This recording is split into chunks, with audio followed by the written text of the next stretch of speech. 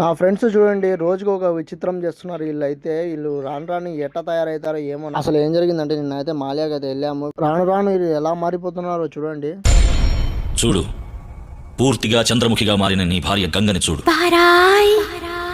నా అల్లుడు అయితే వచ్చాడు. నా అల్లుడితో కొంచెం మాట్లాడుకొని సరదాగా ఇంకా నేను అక్కడి నుంచి స్టార్ట్ అయితే అయిపోయాను. ఇంకా అన్నం అయితే తినడానికి ఆకలి. అక్కడి నుంచి ఏమో స్టార్ట్ అయితే అయిపోయినా వీళ్ళేమో పరిగెత్తున్నారు. కాళ్ళకి టైల్ వేసుకున్నారు ఏమో వీళ్ళు.